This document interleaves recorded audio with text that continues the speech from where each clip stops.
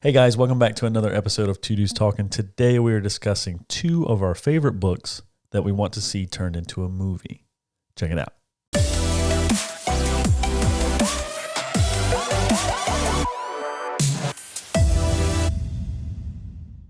Hey guys, welcome back to Two Dudes Talking, the number one podcast for movies, music, entertainment, everything pop culture. We're so glad you're here. If you can, go ahead and hit the subscribe button down below, turn on the notifications, and hey, throw us a like on this video.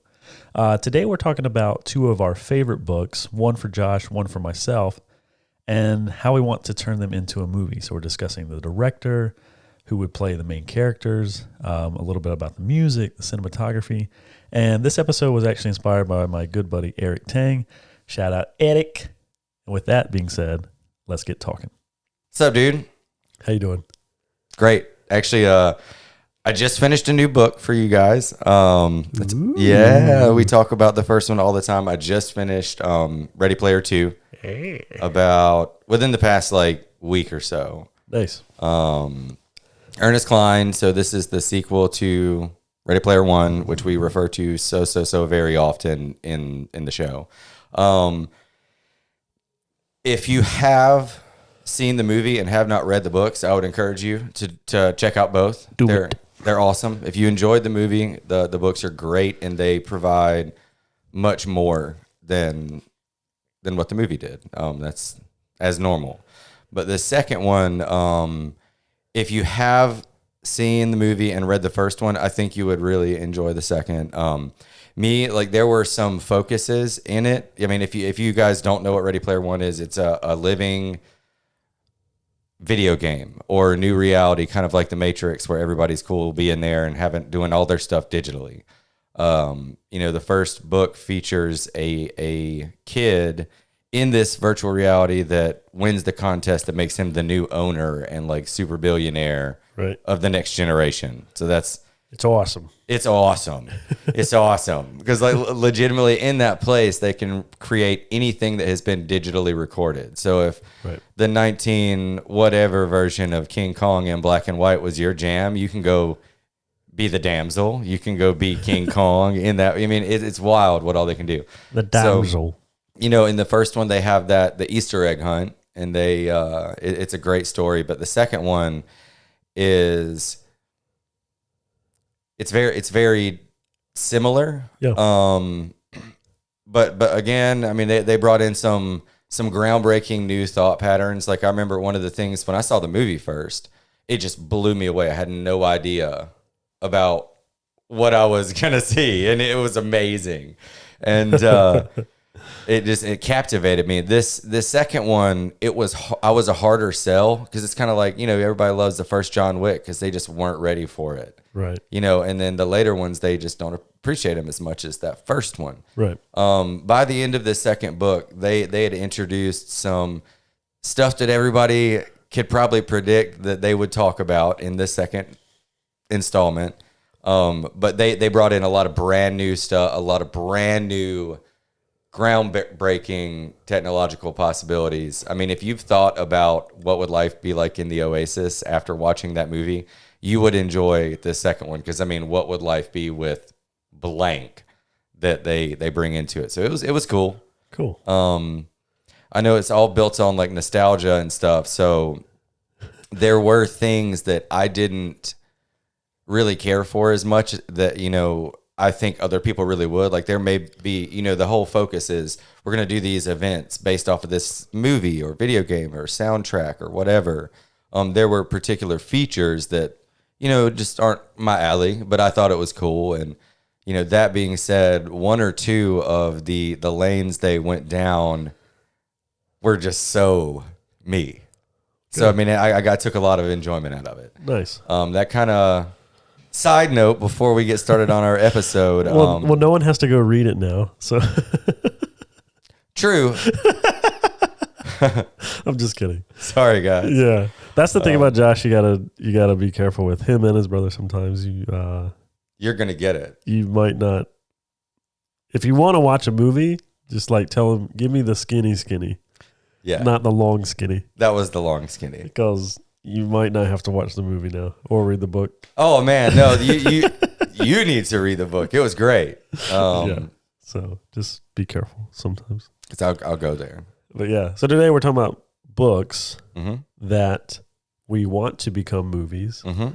And this idea has been inspired by the great Eric Tang. Thank you, Eric. Shout out Eric. And so Eric brought this idea to me through a text message the other day. And I'm sorry, guys, I'm super freaking stuffy right now. I'm just like, but yeah, you just got to deal with it. So You'll be all right. if I'm drowning, just listen to Josh. Yeah, I'll tell you too much about something else. Yeah. I'll talk your ear off, will I? No. But yeah, Eric texted me. He's like, y'all should do this episode because I'd kill somebody to watch John Hamm and Natalie Portman in a Christopher Nolan directed version of Atlas Shrugged. Mm-hmm. And I was like, interesting. Mm-hmm. So told Josh we should do the episode. Here we are doing the episode. We both picked one major book that we want, and then we have a few others that we just would Have to come back to, as always. Yeah, would definitely want to see. So let's just dive right into Josh's here. Well, let's talk about the books first. Okay. I'll talk about mine, then you can give a description of Okay. yours. Yeah. That way we can kind of We've break talked it about these down. briefly both Right, on right. the show. So So this would be it's just fun. This is one of my favorite book series. One, I think I would like to see it as a movie just because I think it would be a very successful young adult to I don't know. I'd say like that 15 to 19-year-old bunch, like the Hunger Games crowd. Yeah. This is perfect for that group, which does so well. So my book is called The Rookie, which is the first of a series called the GFL series in the Scott Sigler little multiverse. That's one of my favorite authors. He's not an author like Stephen King. Like Stephen King, I think, is one of the greatest authors. Scott Sigler is one of the most enjoyable authors of mine. I love his work. That's the guy I mentioned him in a previous episode. Was the one that did the podcast version of Earthcore, which was the first book that was released as a podcast. So he really capitalized on that. I mean, this he's great. He made, I think, another 15 or 20 books that he released for free by doing so on airing them on these podcastings.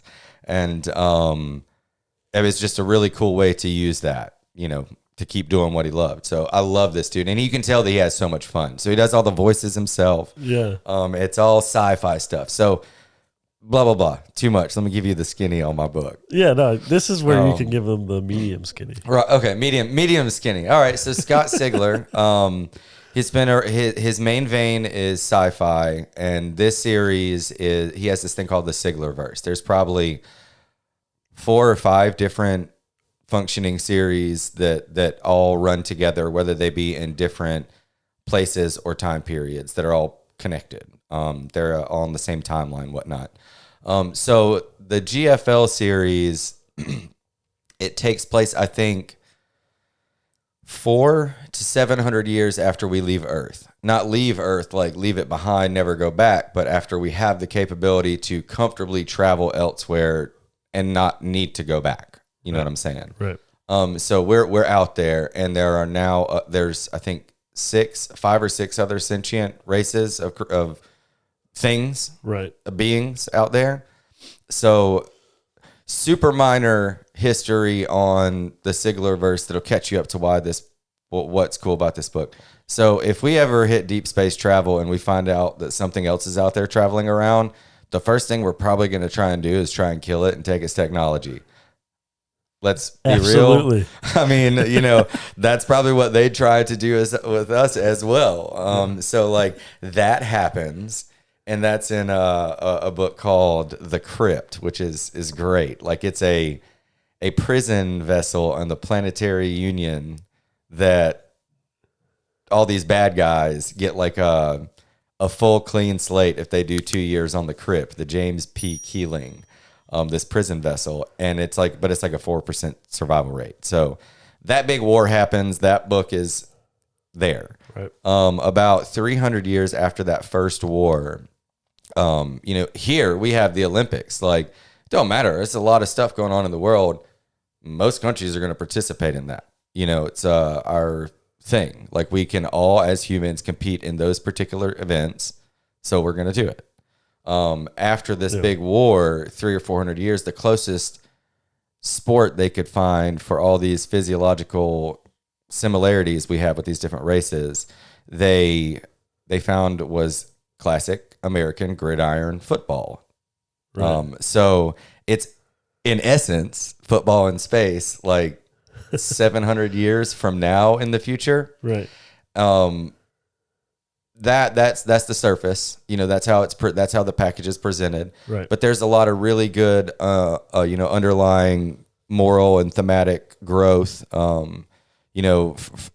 Teaching. I'd say it really, for that group of people, it would really teach the value of getting out of your bubble, which I had no idea how valuable that was until I did it myself. Via the Army. Right. That's one of the best things I did in my life. Like, this follows a human that lives on the purest nation, which is Earth, and a other bunch of minor planets that still practice very restricted, conservative, Earth-based things, and hates all the other races. Very, very bigotry. A lot of bigotry going on in this dude, and takes a kid from a small place inside and makes him, function with all these other things out there that are great for their own reasons, because they do different roles on the team. Right. But like, Scott Sigler, again, he does all these voices himself. I don't own the hard copies of these books, but I own every single one of his audiobooks, and I've listened to them all, not just the football books. I think there's 5 in this series, 6 now. I've listened to probably 15 of his books at least 2 or 3 times, and they're great. He does like the voice changing for the aliens and stuff, and like, it's fun for me, this series. So anyways, the main characters, you got Quentin Barnes is the new up and coming quarterback. You've got the old soon to retire quarterback that he kind of shadows, is like the leader, the big dude figure. Of course, like any other number of sports movies, even though this one's in space, like, you still have the similar characters. Like, you have the goofy comedic relief, and it's full of so much fun stuff. And the thing that I found myself enjoying a lot that I didn't expect, I learned a lot about football through this series, because it's all based off of our rules, period. Here, same as NFL. Right. And, the game time during these audiobooks, I'd say it's probably like, you're going to spend like 45 minutes listening to a chapter or a 2-chapter game segment. Mm-hmm. So like, you've got the commentators like mirroring the personalities of the dudes we have these days, whoever, from the different ages. Right. But they might be a different race or something. So it's it's fun. It would look really good on screen, I think. Yeah. Without, I guess, giving it away or spoiling it, is the main, just for the first book, mm-hmm. is the main kind of like story based around just the game, or is there something dramatic, conflictual, or outside of the game for the character, the rookie? So the character, the rookie, it focuses on this human leaving this mining colony for the first time, and being exposed to the world he's been taught to hate and fear. Right. So like, it's painted through the game mainly. So like, you learn a lot of the structure. Like, they have a tier system. So you learn how that works. I think it's awesome. It's fun. It changes it up. But it takes you through the combine process, like for the new entrants. Like, it's wild. But throughout the series, you're introduced to a lot of outside stuff. But the big one that you learn about in the first one is that the owners of these teams are virtually all high-ranking members of some mob-related group in the galaxy. Right. Because with So if they own a GFL team, they've got the owner and the owner now has the right to bypass certain, trade restrictions, inspections, blah, blah, Right. blah. If you're a tier 2 team, which is like the middle, you get to get away with this much. If you're a tier 1 team, like the NFL, then you can get away with virtually murder. So like there's a lot of stuff that you're because it's not, I mean, it's very different. It's out there and it's in a very well created own scenario. Yeah. So you're introduced to like this criminal underworld that's like always messing with the players and stuff. Right. It kind of seeds some good relationships down the line. Nice. But yeah, so the time with it being about football is, I'd say, about 30%, whether that be, them talking about it or participating in a game or some kind of training, or Quentin learning how this alien, why they're so much better at this role than this one, or Right. da-da-da-da-da. Right. Is it, so like the games played, you obviously said there's like a couple tiers. Mhm. There's like the big NFL. Yes. There's the smaller guys, smaller.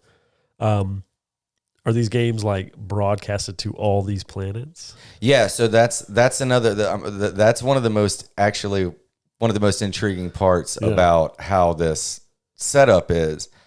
So it starts off with Quentin Barnes, the main character, is the player for like one of these tier 3 teams. Right. They're not really broadcasted, I think, outside of their particular, like Mining Colony 6. That's the series of planets that Quentin is from. Right. Like they'll broadcast their games because they've got their own small leagues there. Right. If it's tier 2, it's going to go farther out there. And then again, tier 1 is just like, boom, that's everywhere. That's on the cereal boxes on all these mining colonies and all that stuff. Yeah.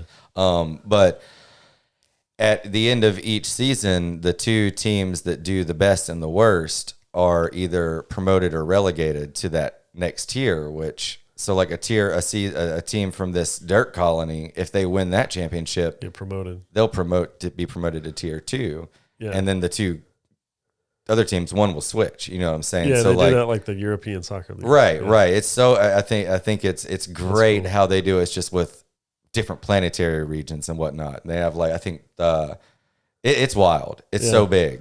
That's cool. It's cool. Yeah. That's sick. So there's a lot of material they could use in a movie. You know what I mean? Like that'd be like the first Harry Potter.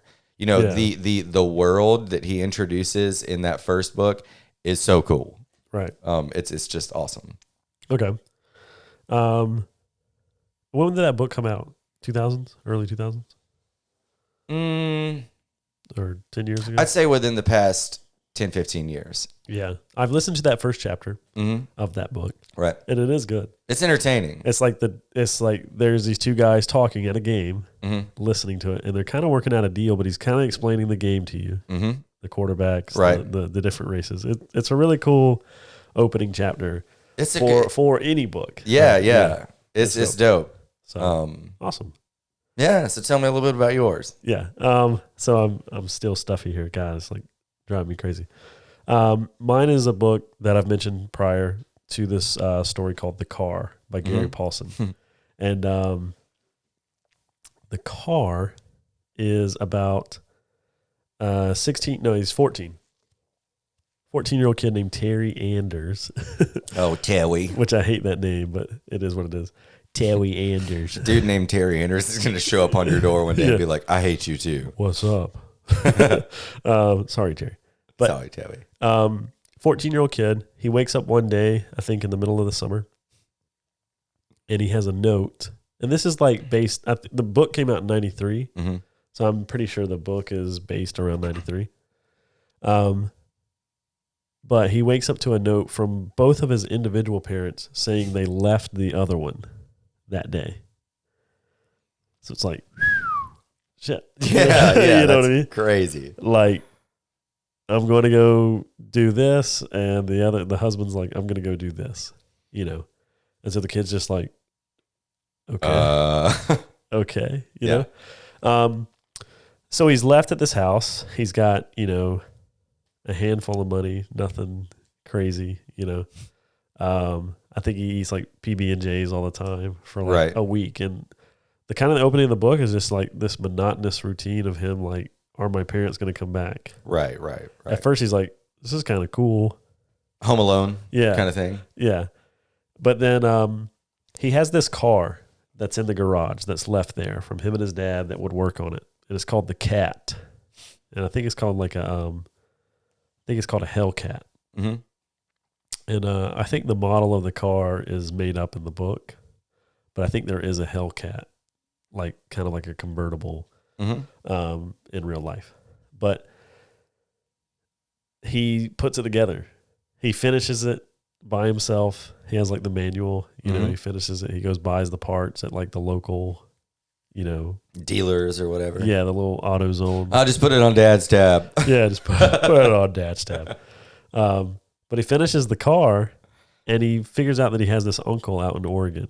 So he's in Ohio. I think it's like Cincinnati or Columbus, something like that. And he's like, I'm going to go find my uncle in Oregon because I have no other family. Right. And I don't know where my parents are. So, yeah. It sounds really depressing, but it's like in the book, it's really kind of like he's just like, whatever, Right. So he gets in the car, heads west, and that's kind of where the story, just starts going crazy. So yeah, the main story plot is of him trying to get to his uncle out in Oregon. Mm-hmm. But along the way, he meets a Vietnam veteran named Waylon. Mm-hmm. I love that name. Yeah. Like Waylon. Yeah, Heaven forbid I ever have another child, but if I do and it's a dude, dibs. Waylon it is. Yeah. Yeah, it's so like rough, Yeah. badass. You got shoes to fill, kid. Yeah, Waylon Jennings. Yeah. So he meets this guy named Waylon, who is this Vietnam vet who's just very mysterious, who has basically become this kid's kind of father figure along Right. this journey. And they run into all these good things, bad things Adventures and Adventures, misadventures. yeah. Yeah. on this road trip. And the last main character that you meet is this guy named Waylon's friend named Wayne. Mm-hmm. And That's Wayne for all you people that can't understand what Yeah. this stompy stuff he knows. Wayne. Wayne. Yeah, it's so ridiculous right now. I'm like fighting it. Yeah, Wayne. Wayne. But who was also a Vietnam vet Mm-hmm. with Waylon back in the day, but is a little younger. And but he runs like a garage himself. So Mhm. he's like immediately takes to Terry. He's like, "Oh, you got this awesome Hellcat." Right. And he like fixes motorcycles. The and ball's stuff. on you, kid. Yeah. Coming out of here from Oregon Yeah. or Ohio. Yeah. And so and they convince Wayne to go with them on this Right. trip, And it's kind of like that Do America, that type of, that Beavis and Butthead movie where they're like, Mm-hmm. Right. Do America, where it's a road trip thing. You're going to discover the stuff. The kid's 14. He's finding out all this stuff that these two rougher Vietnam Right. He's veterans- growing up. Yeah, really Right. fast. In front of himself. Yeah. So, without spoiling the book or the movie, if it ever comes out, Mm-hmm. he does see violence. He does see sex. He does see, Life. life and religion and government and all Mhm. these bad things that, Not that all religions or governments are bad things, but you No. know what he's saying? I know what he's saying. Yeah. I know what you're saying. just how these things can get Nasty. misconstrued Yeah. through there. But the opening of the book starts off with actually Waylon in Vietnam. Mm-hmm. And it's like a flashback.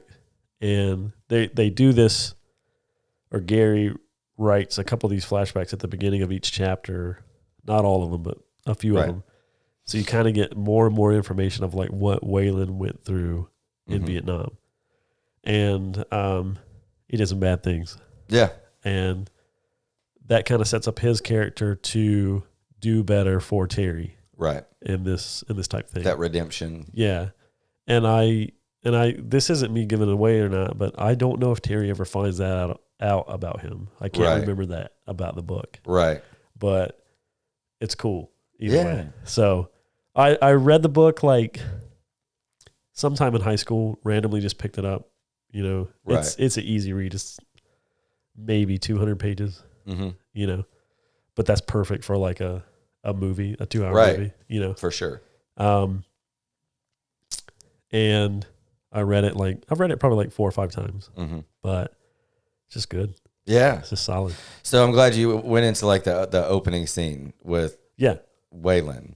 Real quick, you referred to the opening for the football as well. Yeah. And we were talking about the criminal thing before that slips away. So like what's going on there is the owner of a tier 2 team is trying to purchase the contract That's for right. the That's quarterback, Quentin, Yeah. and gets hustled by the drug lord or cartel Yeah. lord into doing some shady stuff. That's and then you find out about that crime organization before the ball even hits. Yeah. You know, Which touches is a the good way hand. to open it up. Right. Similar kind of thing. I like that as well. Yeah. That's a good way to introduce, the universe that they're in, Mhm. what the bigger picture that's around it. Right. All these things without having to just information dump on you. Right. You know what I mean? So, yeah, Right. that's awesome. And in a similar structure at the beginning of the chapters, instead of it being like a memory of Waylon, Yeah. there are very often inserts, and it'll be like, or it's called an excerpt from the biological science referendum of da da da da da da year 2722, chapter Right. B, Right. subsection blah blah blah blah, and it'll talk about all those things that you do need Right. to know. This really, it's so valuable. Yeah. It's cool. Yeah. I love a good book. That's what's cool about a book, to open up like that. And in a movie, to translate that, you just have a flashback scene. Right. Or whatever, Sure. Those are good. So, the idea of this episode is to bring these books to life Mm-hmm. into a movie. Mm-hmm. So with The Rookie, Right. let's say, who the main characters are. Mm-hmm. Like you got 4, 5, 6, whatever. Right. The director, Mm-hmm. production company. Yeah. Production. Production. And then, maybe some other things like the style of music or whatever. Right. Oh yeah, yeah. That's actually pretty So what you got? fun. So for the GFL, I would say I loved Guardians of the Galaxy. I mean, I think that's such a good space movie in general. I mean, the animation is wonderful. James Gunn killed it dead. Yes, he did. And so via James Gunn via Disney and all that mess, I'd want it to look as close to the Avengers kind of world in space. Yeah, the Guardians movies do look dope. They are, and they're fun, and this is like free reign to do that. You know what I mean? That's where this takes place. Right. Sometimes it is on a planet that's the entire surface is water. So you spend a lot of time going down through those tubes into the cities underneath the core where it's warm. Like, it's really cool. Somebody could really do that well if they're versed in that new worlds kind of thing. So I do love the That is dope. It's like Star Wars. yeah, yep. It's a limitless possibility of visuals like that. Right. Yeah. And so I'm glad you said that, because like Star Wars is amazing and they have limitless worlds and they've done it a million times and they're also owned by Disney, but like it just doesn't have that James Gunn feel. Like this would be that raunchy, like pushing the, so if I imagine I take Rylan or River to see this movie in the theaters, I would expect this to be, instead of the movie that blew their mind with all the spaceship fights and stuff, I would expect this to be the one more like Drax. I too am extremely humble. Or I am known for my turds are known for da da da da da. Like I would want this to kind of I'd want this to kind of push the envelope for them to be like looking at me like, is this okay for me to be watching? And the Guardians, while clean enough, they definitely push the envelope. So I think as far as production company, I'd want it to be Disney, but not like the Star Wars at all. But basically rip off Guardians of the Galaxy. I don't care, because the other half of the time that you're not on one of these planets, you're on these amazing spaceships. Right. So like I've seen so much that they've done just amazingly. I think that crew would smash. My favorite thing from Yondu in the Guardians of the Galaxy is the second one, when like Star-Lord's like, haha, you look like Mary Poppins. And he's Yeah. like, is he cool? Yeah. He's like, hell yeah, he's cool. Yeah. He's like, I'm Mary Poppins, y'all. Yeah, dude. That's what I'm saying. Like that kind of, that's the environment for this. Yeah. I mean, it's ideal for that. Yeah, like those guys that like Sylvester Stallone's character and his little Yeah, this little crew. that crew. Yeah, clique. I could definitely see them being those criminals and the rookie and stuff. Oh, dude, no, yeah. It's so let me break down who the criminals are. This like is the those trip. Goons. The criminals are actually like 3 feet tall, and they're fuzzy, and they're extremely smart and manipulative. But like, Yeah. this is all alien. So you got a little alien.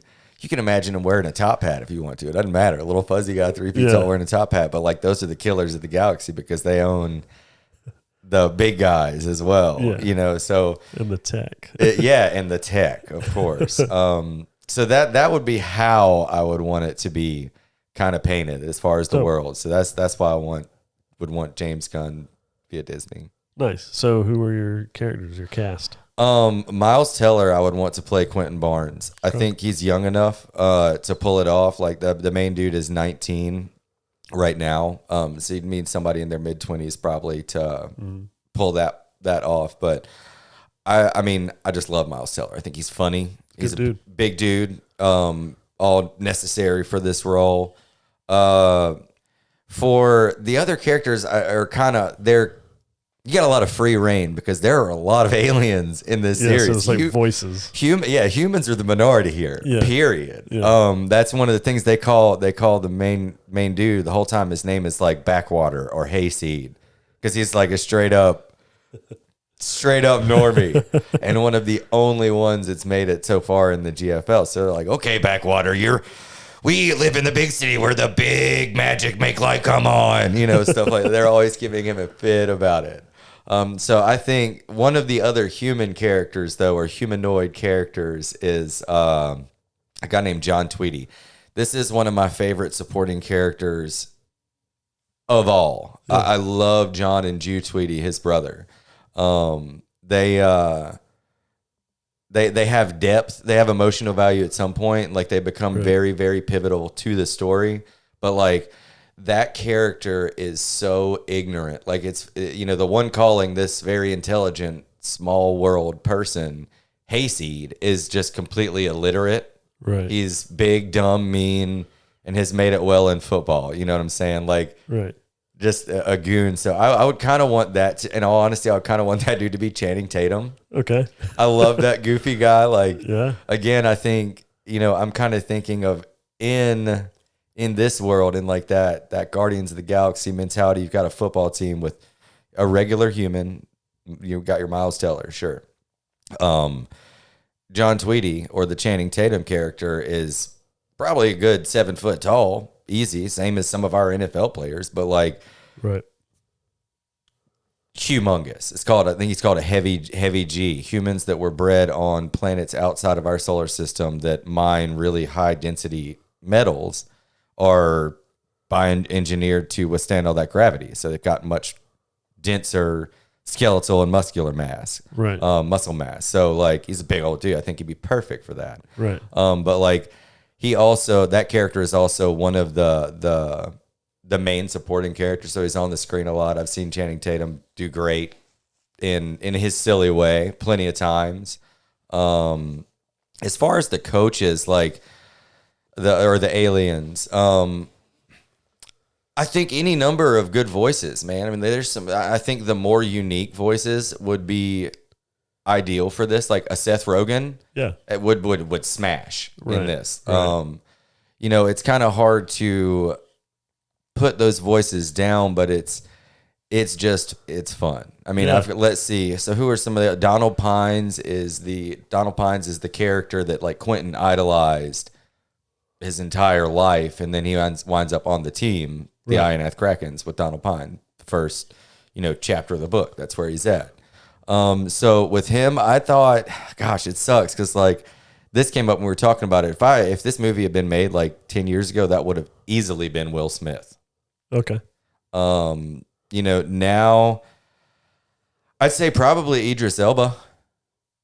I think he would do. I think he's about the right age for it, and I think he'd do best. I think he'd make a great Donald Pines. I'm thinking of him mainly as the alien with Michael Fassbender. Is it Revenant? Alien Revenant or Covenant? Oh yeah. Anyways, I love him, and I'd like to see him do better than Dark Tower. Here we go. Any other major characters? Not really that are humans. That would be the star of the movie. Right, Yeah. right. Like you do meet plenty of other characters, but it's more the I love this series. It's more about, you know, them being different. Like you couldn't pick, like I couldn't say Chris Hemsworth based on it, one, you know, like the Lord of the Rings thing. You're going to recognize Chris Hemsworth if he's playing Gimli, Lord of the Rings. You know, you're going to see him in that. Right. You know, yeah, sure, you might hear him, but it doesn't matter. There are very few characters that skin or shape matter to in the series, and I do love that too. Yeah. It's fun. Yeah, it's like an animated movie. Yeah, yeah. Guardians. Yeah. I mean, It's like, you got Rocket and Groot's in that thing, and it's great. right. Heck yeah. So, What would the music be like, real quick? the music, I would say, I mean, I don't want to keep ripping off of. But like contemporary? Yeah, you just- could, because they very often they refer back to the golden days of football, which is like the early days of football. So like 2050 Earth, you know, so they'll go back to like The early days. the early days. Yeah. So like they'll go back and, you know, there's, for example, they make it a big point to play a specific game during the off season at like Notre Dame or something, Right. or these different, they'll go and do these things. So you're often, you know, referring to the music that people listen to now. Right. You know, since human English is the language that was used by the originators of football, Right.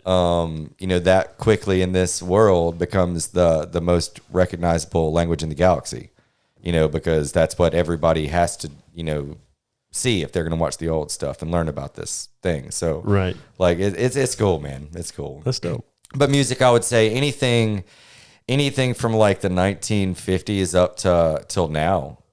Yeah. I mean, they talk a little bit about current bands and stuff. There's a little bit of, you know, Right. to keep you involved in their world, but like, no, man, it's But this is 700 years yeah, from that. right. Yeah. So there's a potential to have, Hundreds more. yeah. Yeah, they talk about like Yeah. they talk about some of the stuff and they call it like industrial tech pop or something, and you're like, okay, yeah, I can already. That sounds cool. I'm listening to that when I leave this studio. Yeah. I'm ahead, you know. That's on my But- Spotify right now. Yeah, matter of fact. But no, that's kind of the gist. I mean, it's What would this movie be? 2 hours? 2 hour long movie? 2.5? yeah. Yeah. Yeah, I would see it being, in all honesty, I would see it pretty heavily mirroring the Harry Potter series as far as structure. Like you could easily have 5 or 6 2-hour movies that would promote growth in the, you know, wouldn't like, you know, overlap and all that. There's plenty of material. And I think they could do well with like either a series of movies like that or like a HBO miniseries or something. Right. It would be, or an HBO series like season, you know, 1 while they're in tier 1, or season 2 while they're in tier 3, and then the final Right. season they're in the pros kind of thing. Feel you. It's cool. Yeah. So give me yours. What's Let's your paint that picture? So yeah, the car takes place in 1993, and it's important because like I was talking to you about the movie should take place in 1993 as well, because like your parents up and leave you one day in 2020. That means something completely different. yeah, this is Yeah. totally different. Like you could find them Yeah. easy Right. in 1993. A little bit difficult. Yeah. More difficult. You know, you got pagers. A little bit. You got pagers and home phones. Yeah. And Oh no my social gosh. media, you know, Right. you know, all that stuff. So a lot more difficult to leave a 14-year-old kid at the house in 1993 and for him to find you basically. But yeah, so Parent of the Year awards. yeah, bastards. God. So yeah, the movie takes place in 1993. Director, I would go with like Ron Howard. Mm-hmm. He's a good one. He's a good one for it. I can see that being like that open, all the travel and like the wide shots and whatnot. He's very... Yeah, he would be a good... if there's a movie that he's done, he does a lot of period pieces. Mm-hmm. So that's kind of why I would have him do that. I'm about to risk being an idiot. Go for it. Didn't he do Forrest Gump? No. Who did? Forrest Gump is... Ron Howard? Is not. It's... the guy that did Roger Rabbit, Robert Zemeckis. Okay. Yeah, Robert Zemeckis is he was kind of under Spielberg. You know, he did all the Back to the Futures. Right. He did Roger Rabbit. He did Castaway. Okay. Word. Yeah. So yeah, but yeah, I mean, great director. Right. I was just thinking that all the travel in Forrest Gump. But he could definitely do it. Yeah. He could definitely do it. So Ron Howard, production company would be whoever. Yeah. This doesn't have to have a specific that. Right. Yeah. The cool thing about Disney producing GFL or The Rookie is because they have all those You have to have all the animation. You have to have all those studio the artists. Yeah, definitely. And they do. Yes, they do. And they do. If anybody does, it's Disney. Yeah. Let's see. Cast. So there's the Terry Anders who's 14. I would probably make him like 15 or 16 in this book, just a little bit older. There's Waylon, who's probably like 50, and Wayne, who's probably like 45. Right. And then there's a few other people that they meet throughout. I won't go into that. Right. For Terry, Roller Bobby. What's that? Roller Bob. Do they meet Nick Swardson as Roller Bobby from Reno 911? Dude, if they don't, they should. They should have. Man, that's funny. Oh yeah, man, that's funny. Sorry, I had That's so stupid. I haven't heard or seen that in so long. Whew. Wow, that was from like the back memory. You're welcome. It came in and I was like, I gotta do this. So 16-year-old Terry Anders is going to be Ty Sheridan. Love him. Yeah. Love that kid. Yeah. He's a little bit older. Mm-hmm. You know, he's probably mid-20s now, but right. I think he could do it. That's Ready Player One, dudes. Yeah.